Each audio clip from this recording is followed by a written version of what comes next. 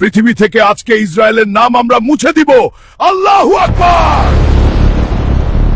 Sir আপনার জন্য বাড়ি থেকে ফোন এসেছে, এমার্জেন্সি। ফোনটা দাও। হ্যালো। হালকু, তুই ছুটি নিয়ে তাড়াতাড়ি বাড়ি আয়, তোর বউয়ের ডেলিভারির সময় হয়ে গেছে। ঠিক আছে মা, আমি তাড়াতাড়ি ছুটি নিয়ে আসছি। স্যার, আমার 15 দিনের ছুটি লাগবে, আমার বউয়ের ডেলিভারি সময় হয়েছে। 15 দিন কেন, 1 মাস ছুটি দিলাম, যাও বউয়ের যত্ন নাও। ধন্যবাদ স্যার।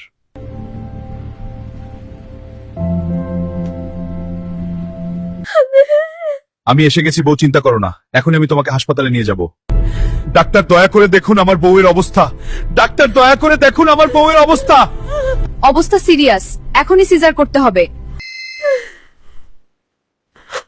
হ্যালো স্যার, কি হলো, ফোন দিলেন যে? হালকু, আমাদের ক্যাম্পে শত্রুপক্ষের হামলা হয়েছে, তুমি জলদি চলে এসো।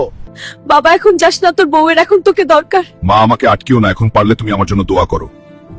হালকু, বর্ডারের অবস্থা খুব খারাপ, এখন তোমাদেরই এই সিচুয়েশন সামলাতে হবে। Okay sir.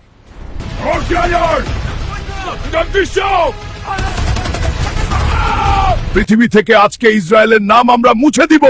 আল্লাহু আকবার।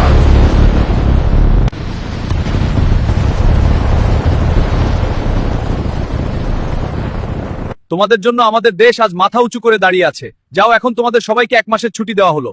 আজ অনেকদিন পর ছেলে, বউ আর মায়ের মুখটা দেখবো, কি শান্তি। আরে বউ, আমি এসে গেছি, দেখো কোথায়, তোমরা বাইরে এসো। তুই যেদিন চলে গেছিস ওই দিনই তোর বউ বাচ্চাটা দিয়ে সারা জীবনের জন্য ঘুমিয়ে গেছে।